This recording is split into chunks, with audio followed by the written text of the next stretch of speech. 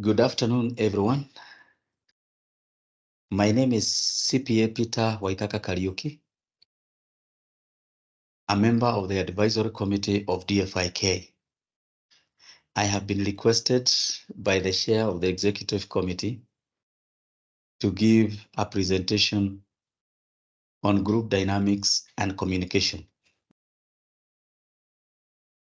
I apologize that I couldn't make it for this meeting or the meeting that you are having because of engagements at work, and I really apologize. And I also thank the chair of the executive committee for proposing that I do my presentation in this way. I would want to start by looking at the definition. Allow me to share the presentation.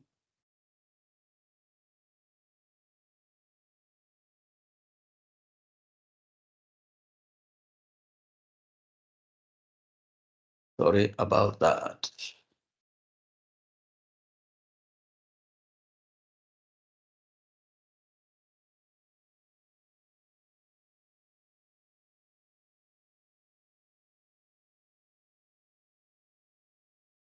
I hope that you are able to see.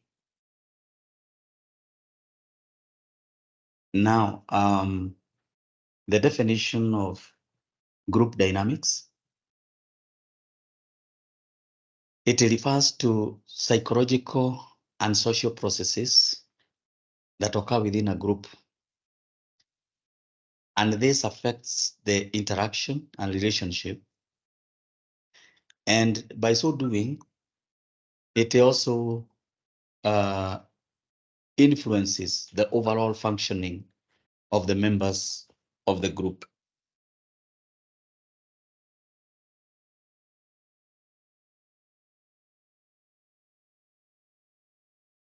So that is it about the definition. There are components, key components that make up group dynamics, or that has to do with the group dynamics. And the first one is the roles. These are roles that are assumed by individual members of a group, and they contribute to the overall dynamics of that group. These roles can be formal or informal. You will find that there are roles that are allocated within the policy, for example, but there are others where a member will rise up to the occasion and be able to take up a role. The next component is the norms. And these ones define the acceptable and unacceptable behavior that shape the culture and the expectations of the group. Remember, the culture of the group needs to be aligned to be the culture of the organization. And that is why it is important for us to look at group dynamics. The culture of EC, the culture of AC, should be aligned to the culture, or will make up the culture of DFIK. The norms influence how members interact, communicate, and make decisions. Very important for the running of an organization. There is also communication patterns, and this refers to ways in which information is exchanged within a group. Effective communication patterns do enhance understanding, collaboration, and decision making. Number 4, very important, is about decision making. Decisions drive an organization. And therefore, this is an important component of the group dynamics. And it includes identifying problems, generating alternatives, evaluating options, and ultimately then making the choices.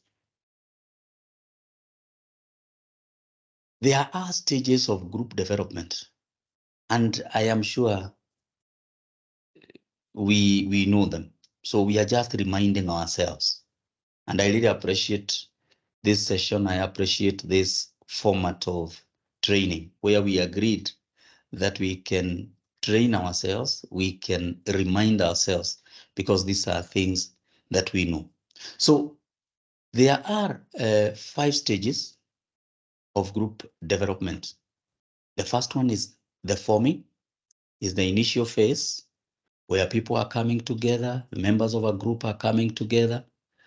And here people are very polite. They are not sure about their roles. They would want that to be made clear. There is the storming stage. And here, this is where the members have already understood their roles. They are trying to understand their roles, so to say.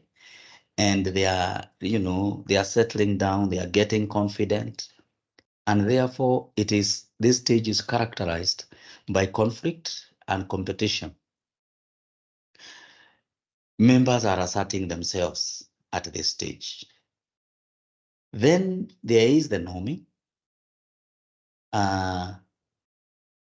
At this stage, members are determined or are moving towards resolving the conflicts that are there in the storming stage. And they are establishing norms, they are developing cohesion, and roles are becoming clearer as trust builds up. Then there is performing. At this stage, the group is well functional and members are working together quite smoothly. They are focused on their goals. They understand their goals and they are focused on those goals. Trust is strong. Communication is effective. They are doing what is expected of them by the organization. The last one, which is not quite really not relevant here, is the adjourning stage. And this involves completion of the group's task and members disband and, say a project has come to an end or such like things. So having looked at the stages, then I would wish to look at some challenges and opportunities for each of those stages, starting with the forming. For forming, the challenges are uncertainty and anxiety among members. And in here, we are seeing a scenario where people are reserved, like we have mentioned. They are not free to offer any ideas that they have. They are not free to contribute. They are not sure how the other members are.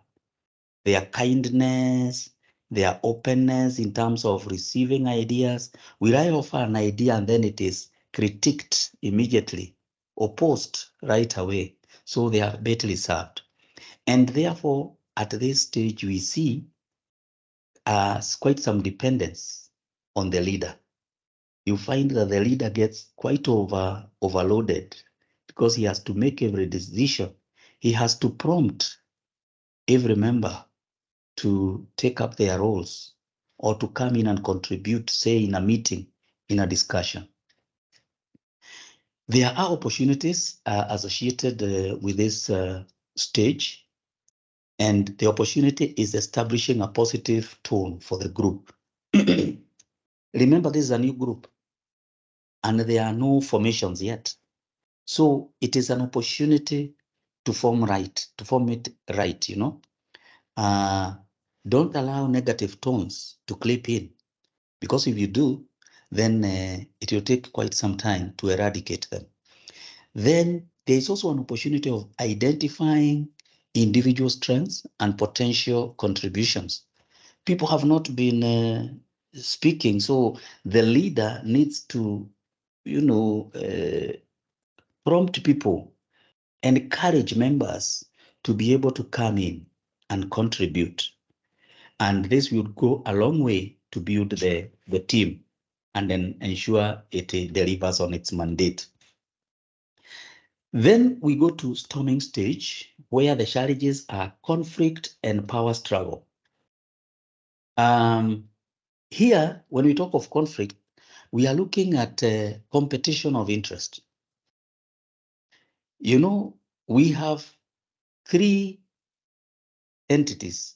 The first one is the person, the member himself.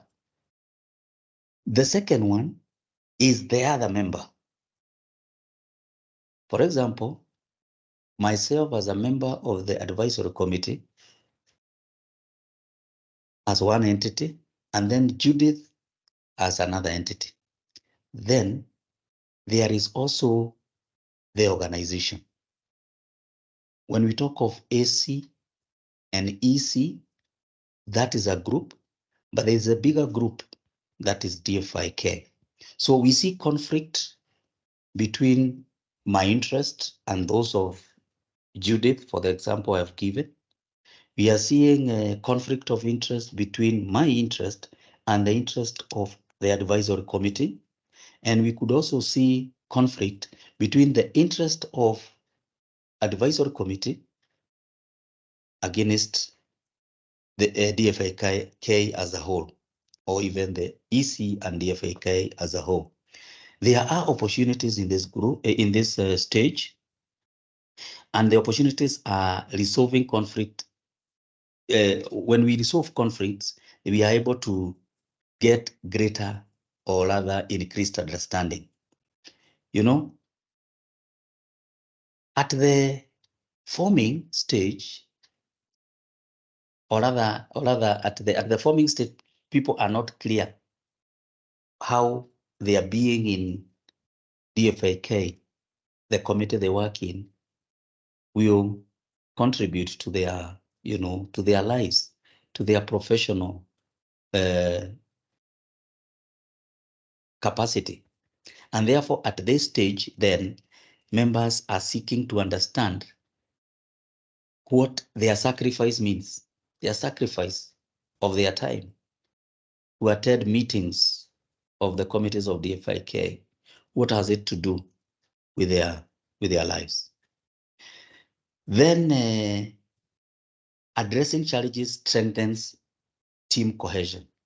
We have an opportunity here to address, to identify strengths and improve and enhance the contribution to the organization. At this stage, there is need for leadership to make deliberate effort to resolve conflict. Deliberate effort to identify any conflict and also to resolve it. And remember, when we talk of leaders, it's not only the share of the EC, it's not only the share of the AC. Even the members of that committee are leaders, and therefore, yes, the share will take the greater responsibility, but also as members, we have a responsibility to take. There is need to exercise patience at this stage. More so, the top leader, exercise a lot of patience, but also other members also need to exercise patience in the interactions, in the meetings and the like. The next stage is oh, sorry, I hadn't moved on the storming. Sorry about that. So the next stage is the norming. And the norming, once a group has resolved conflict and has overcome challenges that are there in the storming, then it is able to move to the norming. At this point, there is greater trust among members. There is awareness about competition from other groups. You're understanding your roles, you're understanding the expectations on your group. You are able to understand that if you are not delivering, then how are you comparing to the other group? An example is for the AC, we will be asking itself, EC is doing so much, pushing, work to us, yet we are not doing as much. So there is that establishing of that competition and the need to make sure that we deliver. Members understand the goals of the organization. They understand the goals of the group, their group, and they align those goals to their own so that there is harmony in their operation. The challenge is balancing individual and group needs, and therefore getting that understanding and aligning then helps in addressing that. There is need to maintain momentum and commitment. The leader should strive to make goals clear to the group or the committee. This is very important. There is need to ensure continued engagement so that that commitment can be sustained. Opportunities here are solidifying group norms and values, and also building trust and collaboration. Then we go to the stage of performing, and here the roles of the group and of the individual members of the group are quite clear. And like we said earlier, there is delivery of expectation. But there are challenges. Even when the group is working well and delivering well, there are still challenges. And the challenge here now is complacency and potential conflicts. The interesting thing is that the conflicts that are here are a bit different. We have overcome the conflict of member interest, vis-a-vis organizational interest, and the like. Here, we would be looking, for example, at members seeking leadership roles, which should not have been the case at the forming stage. At the forming stage, people are reserved. At this stage, the group is performing very well. So even members are striving and eyeing the position of the chairman, for example. So those are the kind of conflicts we'll be looking at. There's the challenge also of sustaining high performance. We know that getting to the top is not the hardest thing. The hardest thing is staying at the top. So that is important. Then we also have opportunities, and this is leveraging collective strengths and innovation. The strengths that we have gained, we can cement them, and also recognizing and rewarding exceptional performance. Now we go to adjourning stage, and the challenge here is emotional reactions to disbanding. The interesting thing is we have come from a point where people don't know each other. We have gone to a stage where people are really fighting, in quotes, because they feel like their rights are being infringed. Their interests are not being taken care of. But at this point, the group has worked so well, has overcome all the challenges, everything is working well. The boarding has been very good. They are very good members. And now their term has come to an end. And they are wondering how fast. So that is one of the challenges that is there. And therefore, you find that it may result in some other instances, for example, some members remaining and others coming in. So the cohesion that was there is not as strong. The opportunities is reflection and learning from groups' experience. There's a lot of experience to be gathered or to be gained from the working of the group, from forming all the way to performing. And therefore, this can be utilized in the organization or even in other entities. And that's why we are saying there is a lot that you are going to gain here as a member of the AC, as a member of the EC, that you can be able to quote somewhere else and use somewhere else. Groups can and usually do go back to forming. An example is, let's say you have a committee of 5 members, and at one point then you have 2 new members. There is a possibility and a very likely possibility of going back to formation to align now together as a team.